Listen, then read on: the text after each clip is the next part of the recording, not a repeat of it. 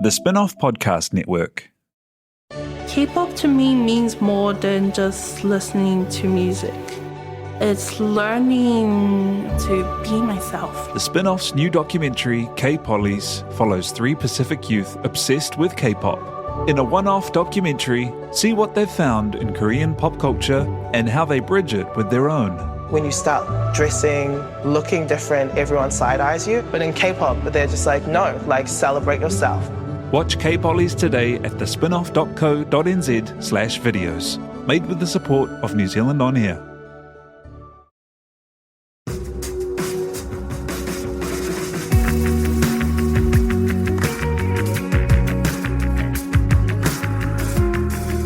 You're listening to Business is Boring, a podcast that reckons it's anything but. Business is Boring is brought to you by Spark Lab, offering inspiration and practical advice to help businesses find their edge. To hear more about Spark Lab, including details about the latest events, workshops and business tools, visit sparklab.co.nz. And now, here's your host, Simon Pound.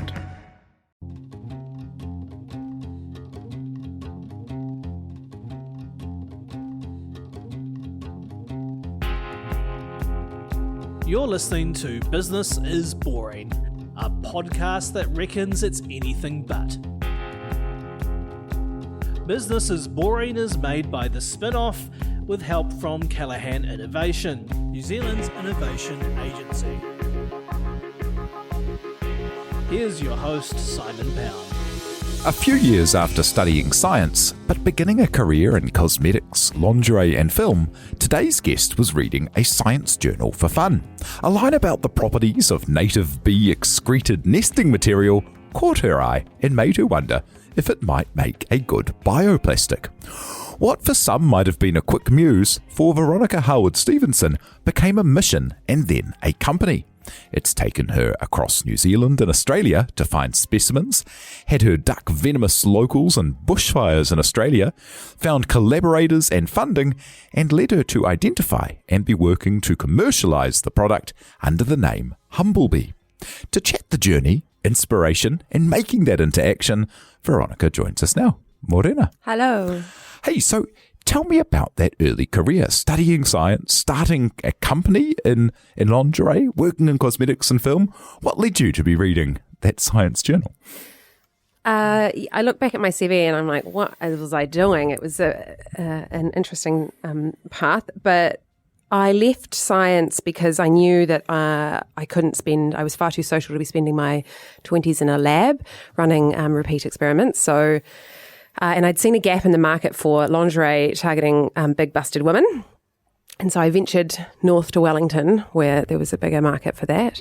And then when I got there, the global financial crisis hit, GST got hiked, and that became a completely non-viable business idea. And I ended up working in cosmetics, which was kind of soul-destroying. And managed to kind of wangle my way into a film production company. And loved that, but really missed science, and so was, in the evening reading journal articles and wanting to stay connected to that world and the progression of technology. And that's so interesting that you had that bug to want to be an entrepreneur and start a business. And like, how was that journey through the lingerie company? Because New Zealand at one stage had a fantastic lingerie industry, Bendon and Burley, and they were huge names. And then it went from being a real centre of lingerie to nothing. Like now you can't even get underwire made. Yeah, that's true. And we were going to be importing. And one of the things that made it non-viable was that I couldn't consolidate the orders. So I would have had to buy a certain amount from each specific brand, even though they came from the same warehouse. And that would have, the cash flow and the amount of stock that I would have had to carry on hand was just prohibitive. And it's actually being done now by a company called Avocado, who are in Auckland and, doing very well. So it could have been done, but I walked away from it and I'm glad I did.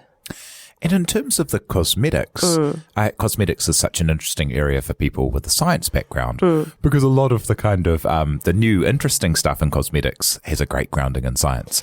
But a lot of the mainstream cosmetic products out there are making, interesting claims about things that are in at absolutely statistically insignificant amounts inside the actual product. Well, also if it has the effect that they are claiming that it does, then it would be a medicine, it would be prescription only. And so I kind of don't understand how they manage to get away with it from an advertising standards perspective.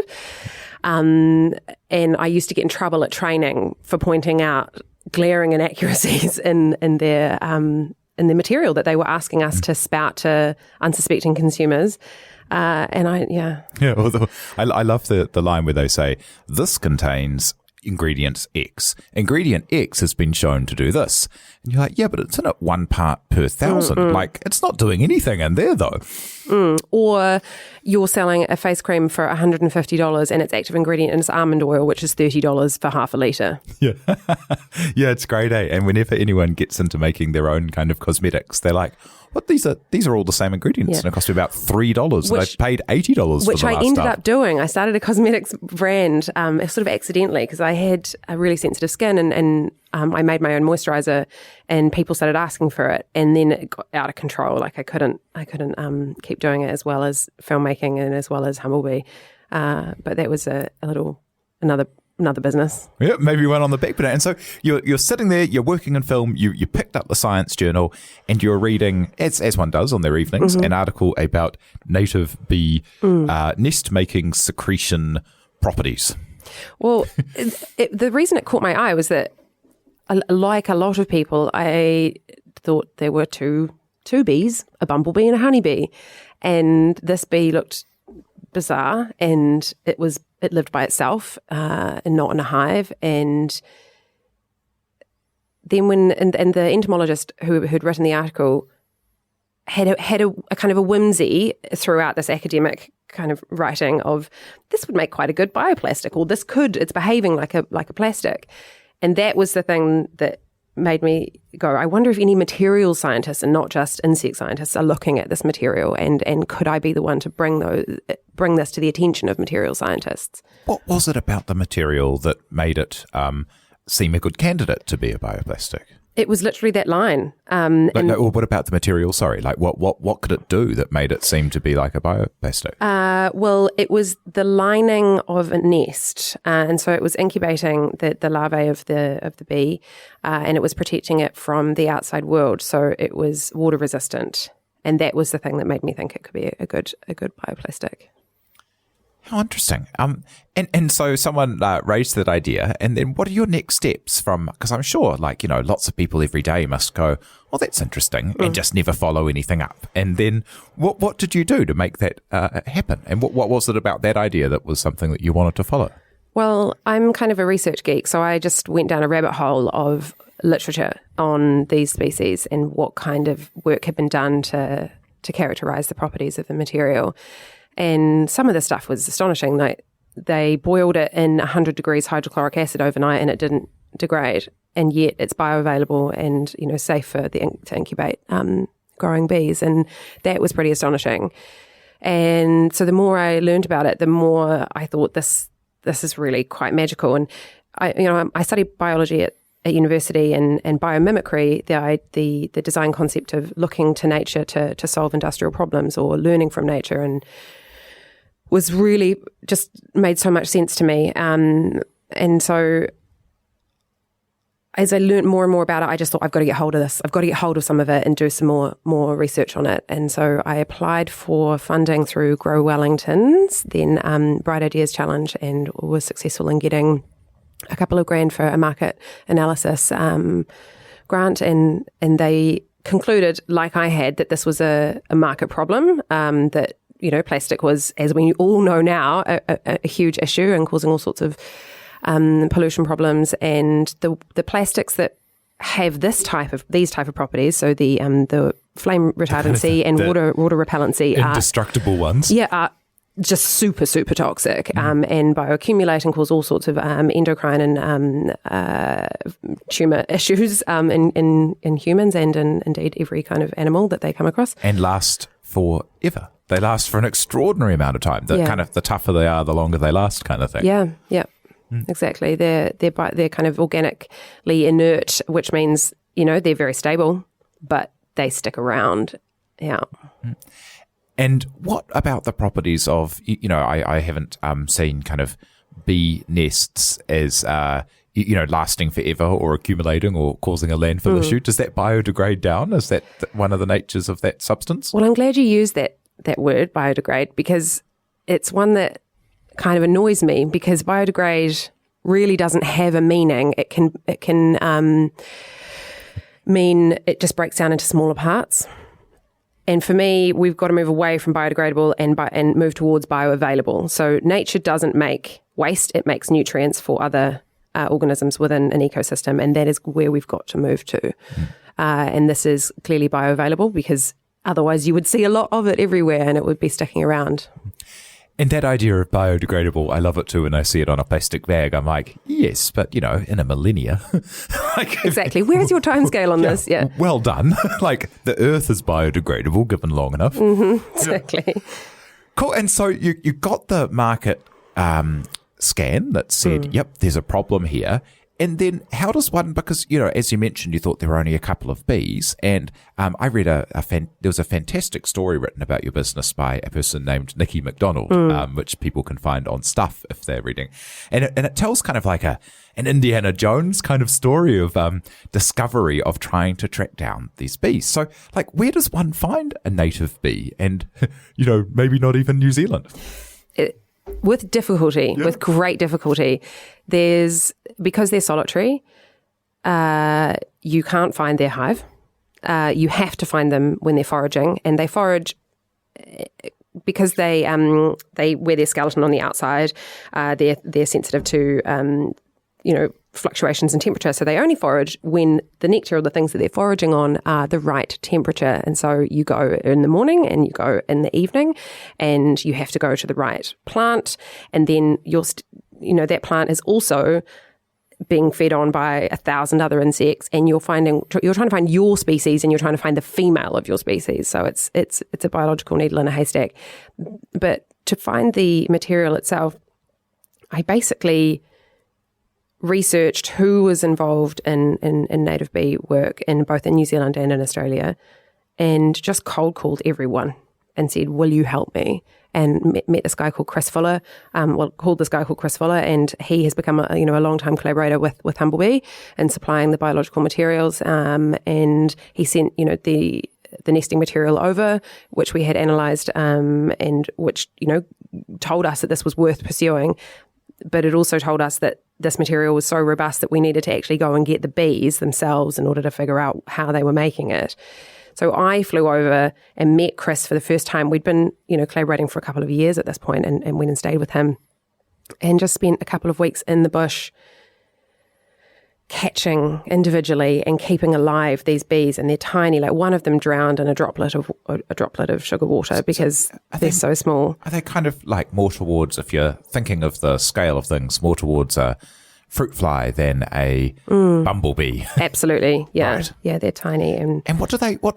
Do they look like a sandfly or a fruit fly when they're like, when you spot them? What do they look like? I think they're quite elegant. They're long and black and slender, and they've got yellow markings on them. And yeah, they're quite pretty. And like smaller than a housefly, or? Probably a little bit longer, but a lot thinner. Right. Yeah. And there's a number of species in New Zealand, and they're well spread around New Zealand, but because they don't live in a hive, you might not have noticed them. Yeah, exactly. And they don't look like the way that we're taught about what a bee looks like. We've got this, monocultural idea of species, an orange is this and a honeybee is that, or a bee is that. And we forget to look and see that there is this abundance of diversity around us. And do they sting? Do they have queens? Do they feed on certain kind of, native flora as opposed to what, other bees may do? Where would you find them? Great question. They well, the New Zealand native bees feed on native plants.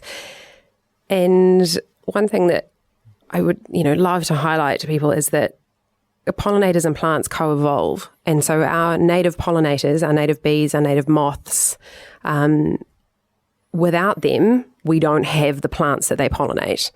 And so we've got to be really careful about habitat loss and insecticide spraying and whatnot, because if we lose one, we will lose the other. And you'll find them on pahurakawa. Mm-hmm. You'll find them on flax. They do this very cute thing where they will, on the curvature of a flax leaf, they will get some nectar and they will concentrate it on the curvature. So they use the curvature of the flax leaf kind of like a magnifying glass to concentrate the nectar before they store it in their nest. That's so cool. And like, I remember a couple of years ago when there was a series of plantings done across the motorway system because the motorways had cut this kind of like line through Auckland, and then the native birds hadn't had their normal kind of like nesting paths, and so it was like, well, we need to connect up. We need to make little islands where native birds can feed. And now, if you're ever sitting to get onto a motorway on ramp and you see some flax to your right, you're very likely to see a tui alongside the motorway, which is quite a lovely experience and just didn't exist before. And I guess you've got that deeper relationship to the native wildlife now. Yeah, I do. I mean, one of the reasons I studied biology was that I was the outdoor kid, mud pies and exploration and experiments on skinks and stuff like that. I love the biological world, and I think it is full of inspiration and ideas and chemistry that we should be looking at in terms of solving some of the problems that we've created for ourselves. And so you got the first secretions, right? And they were so robust, which I suppose was good news. You're like, wow, this really is tough, but so robust you couldn't maybe do anything with. And so what was getting the bees allowing you to then do once you got them in the wild and kept them alive and brought them back? So kept them alive, couldn't bring them back, had to dissect them over there. So I flew an entomologist from New Zealand to Queensland. I nearly lost all of the bees on a train because I put the box of bees on the train and then I went to get my stuff and then the doors started closing and I had to kind of hurl myself into the closing doors and spilt my coffee all over them, and it was a nightmare, but got there in the end and we dissected them out, and what it did was allow us to see the precursors of the material. And once you've got that, then you know how they're interrelating and why they give the properties they do. And we were able to figure out, my chemists were able to figure out a way to manufacture synthetically the precursors, so we can make a synthetic version of the material, and that's kind of our minimum viable product. That's the prototype that we're working towards in the next kind of 6 months.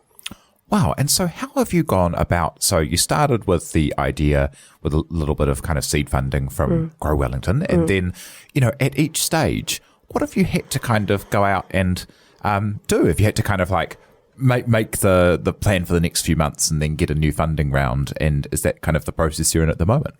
Well, at one point, I had to make the decision to put my house deposit money into the idea. So that was a hard one. It was like, how much do you want to know if this is worthwhile?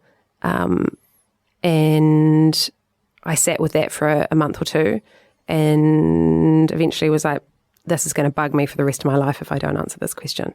And so, drained the bank account, paid the researchers to analyse the material, and I'm really glad I did because it was very promising, the results from that. And after I had those results, and after I had a research partner in Wellington, the Ferry Institute, who gave me costing around the next stage of research, I was able to go and get funding from early stage VCs and angels and that sort of thing. So there's a kind of a domino effect, and it's really hard when you've never done it before because you don't know what part of the process you have to do before the next bit will fall into place. And it's this kind of, you're doing a jigsaw puzzle blind essentially. And it's, it takes a long time and there's a lot of mistakes, and you try and go down an avenue and you realize you're halfway down the road that actually you have to do all this other stuff before you can even do that. Were there any moments in the back blocks of Queensland at 6 a.m. chasing a tiny bee that you can't find that you thought, am I bananas? What did I put my house deposit into? What am I doing? Yes, definitely. Particularly when we didn't, I paid for this entomologist to fly over, and I knew he was coming, and we didn't have any. He was coming in 3 days, and we didn't have 3 or 4 days, and we didn't have enough of this species that we were after to really warrant a dissection and an analysis, because they're so small, and you don't really know how much of the stuff you're after is inside each one. And so you have no idea whether or not the sensitivity of the equipment that are going to be analysing it is even going to be able to pick it up, because it's such a small amount. And so I knew we had to get more of the specimens. And it was nerve-wracking. And then a couple of them died. And And at the end, as I was kind of getting on the train, Chris said to me, he's like, you know what, I didn't think you were going to be able to do this. And I was like, really glad you didn't tell me that early on. He's like, but yeah. Well, and so now at the stage that you're at, you've got the precursor ingredients worked out and a kind of idea about how you turn that into a thing. How different is it than the bioplastics that exist or the materials that go into it? Like, are you in a kind of like totally different territory, or are you in a better version of understood things? Good question. Well, bioplastics again is one of those strange phrases that covers a lot of things. So a lot of bioplastics are made from plants, but they're the kind of molecularly identical to their petrochemical counterparts. So the sourcing of the raw ingredients is, arguably a bit better, but the actual end product is as durable, as problematic as the stuff we already have. So bio, it says a wee bit of a greenwash. This chemistry is different in that this is a naturally occurring polyester. This is a naturally occurring plastic that we know degrades because it hasn't bioaccumulated in the world in the same way that petrochemical plastics have. So it is a new field of chemistry in the plastics front, and that's partly why my chemists are so excited about it, and why I think it's so worth pursuing. That is so interesting, because plastic is actually it's a term to describe the way that it acts rather than the constituent substance. So when people are like, "I'm not plastic," it's like, well, actually, even if you are made from plants, it's still plastic. Yeah. It's a collective noun, plastic. It's like religion or sports, and there's a lot of nuance and chemistry within that. And what are the next steps from here? How, like in a kind of dream state, what do you see the applications of the product, and how would you commercialise it, and what's the next move? In a dream state, we're aiming for the textiles sector first. Because of its water repellency and flame retardancy properties. I'd love it to be in medical device technologies in the drug delivery space. I'd love it to be in construction. I'd love it to be a fabric, because at the moment the idea of it being a membrane that goes over a polyester, while it's nice, it means that the coating that is currently being used isn't being used, and that it's a more environmentally friendly coating. But you're kind of polishing a turd on that front, because polyesters will microparticles of that when they're washed, and they don't degrade properly, or they're not bioavailable. And so it being a fabric would be cool. That's quite a big deal to create a new fabric. And I'd like to see it in construction because of the flame retardancy properties. I think you could create some kind of membrane between walls, or that would make a useful product. Lots of things, but with this stuff is that you've got to make it cost effective, and nature has done a whole lot of very, very complex chemistry, and in order to replicate it, you've got all of these different steps, and that's expensive to do, and you lose yield, and you've got all sorts of solvents and things in order to create this synthetic version of a naturally occurring plastic. And that process in itself is not that environmentally friendly. And so I wanted to figure out a way, or we are going to figure out a way to manufacture it biologically, which involves figuring out which portions of the genome of the bee code for the precursors of this material and write them into a bacteria or a fungi and have them produce those raw materials through fermentation. And then that chemistry, that complicated chemistry, is being done for you, and you don't have to do it in a lab using all of these solvents and losing yield. And it makes far more sense, and I think it's kind of the future of manufacturing, and so we're gonna try and do it that way. Is there a lot of that going on at the moment? Not in New Zealand, but overseas, yes. It is a bit of the synthetic biology and new materials revolution is very much underway. It's an exciting space.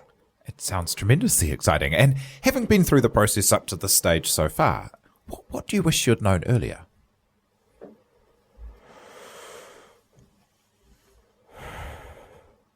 Just how long it would take. Mentally preparing for the journey would have been useful. I mean, people say it's a roller coaster, the highs are really high and the lows are really low, and you don't, and you can deal with that, but it's the transition between the two and the frequency of that transition that really takes its toll. I think that if you didn't have mental health issues before you started a business, then it would definitely, it certainly doesn't help. And that how taxing it has been, that journey, those the highs and lows and the peaks, and it's kind of addictive, but at the same time, it's been hard on me, and it's been hard on everyone that's been around me, because they see me elated as we've, I get back from Australia and we found the bees, and yes, the analysis was clear and we know where we're going, and then it's like, well, now I've got a capital raise and it's taken a year and I've run out of money and I'm living on my friends' couches and I'm having to pay, use my savings to pay people in the business, and that's grim. Yeah, it's a hard journey, isn't it? And what advice do you give to people who are looking to set out on that journey? I recklessly tell people that they will learn the most. It's the experience that will give them the best education. And if they're there to learn, if they want the knowledge, then it is a fast track to that. And so I recommend people start a business, because you learn so much about people and about business and about the way that the world works, and it just gives you insights that you do not get in an established business. It gives you insights that you certainly don't get in tertiary education. And even if this didn't happen, it's been the best investment that I've made in myself and in my own journey and my own mind. And how do you, as our last kind of thought, how do you define success? So with everything on the line and some promising kind of things along the way, like what do you currently think of as success? And when do you think you'd be able to call something a success?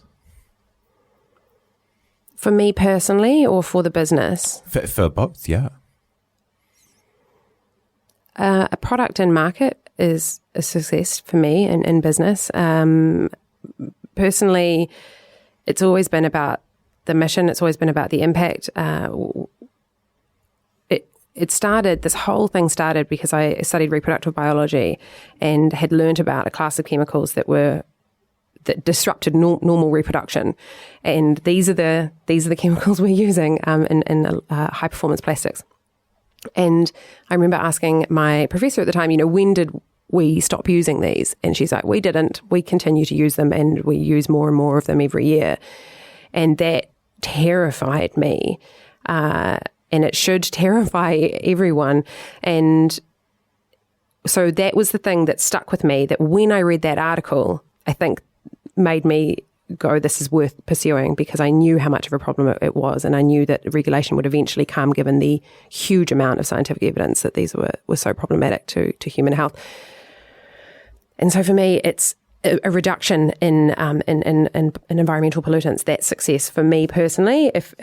If I know that I contributed to that, then that's success. I can't wait to see that happening. So thank you so much for joining us, Thanks Veronica very much for having Harwood-Stevenson. me. Yeah, thank you. And if people are interested in finding out more or getting involved in the mission, or and if anyone has any experience to bring to the new field of biomimicry, get in touch. Thank you. Hey, thank you so much to Tina Tilla for producing and for you for listening. If you do have any suggestions for the pod, hit us up on Twitter. It's @Simon_Pound. You've been listening to Business is Boring, presented by Simon Pound. And brought to you by The Spin-Off and Callaghan Innovation.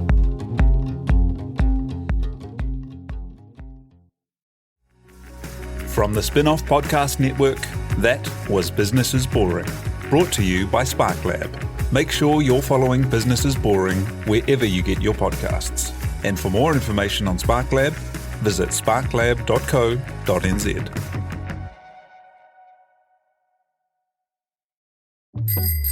Ready to rediscover the joys of cycling? With over 300 kilometres of cycle paths across Tāmaki Makaurau, jumping on your bike and going for a ride is such a fun way to discover the city from a different perspective.